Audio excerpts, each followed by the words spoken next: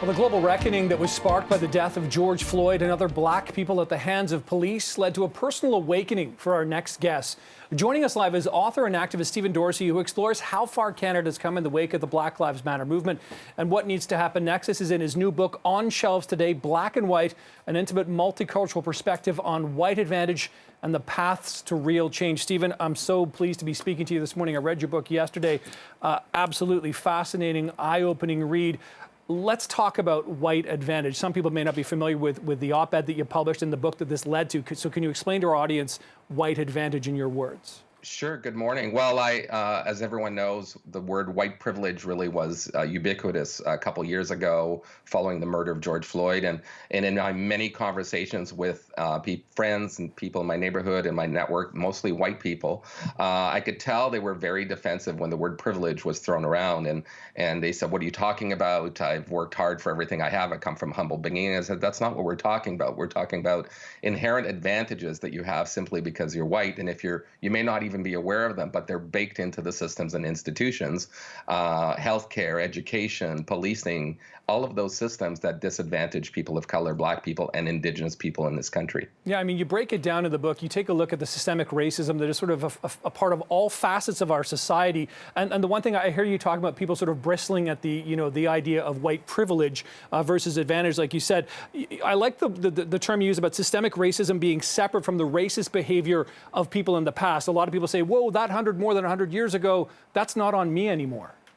Well, exactly. That's one of the reaction I get. But well, first of all, the fulsome history of Canada's discrimination against people of color, black people, Indigenous people, has never been fully told. So I think there's a lot of education and information for most Canadians to go and learn the truth of what actually happened. So then we're asking, I guess, white people to go, there's systemic racism. They're going, what are you talking about? Well, and so I think there's a bridge to be had of understandings to get to a place where we all understand that it's a real issue. The data supports it. It's all there. I've put a lot in my book, as you've read, and people can go there and actually learn. And then hopefully if they have their own awareness, they can get to a place where they have their own awakening and they can be part of the change we need to get rid of systemic racism and inequality in this country. I mean, Stephen, your book really deconstructs this sort of sense that we as Canadians have this almost superiority we feel in some cases over maybe what's happening, south of the border. And you cite so many examples in your book about incidents in Canada, that have come up even, up to the last 20-odd years or so of absolute racism in this country.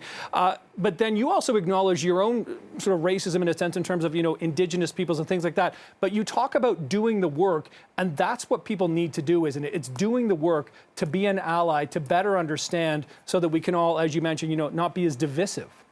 Well, exactly. Well, I mentioned in the book about my biases and prejudice as a youth growing up in Victoria, and really it was just telling jokes I told black jokes, I told jokes about my friends, and I told Indigenous jokes, which were really an expression of what I saw around me, which was uninformed and really shameful. So I'm ashamed of that past. But what I did as I got older in my 20s and 30s is I educated myself to better understand the realities of Indigenous people and the discrimination and frankly the genocidal policies of the government for hundreds of years.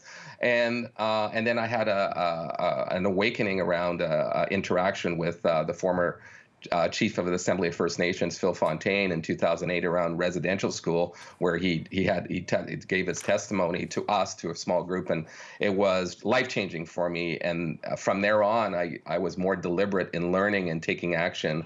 And all the way to today in my book, you'll see that I share the story about systemic racism and inequality about Indigenous people to the extent that I'm not Indigenous, but their story, it's hard to tell the story about systemic racism with black people and not talk about Indigenous people. Yeah, that story you talk about, your reaction after you heard from Phil Fontaine at that small meeting a few years ago, that was pretty devastating. Remarkable. Yeah, it really was. Stephen, listen, I really appreciate your time this morning. Thanks so much. This book is an important book. It's on shelves now at the beginning, of course, of Black History Month. Best of luck with that. Thanks so much for your time here this morning on CP24 Breakfast.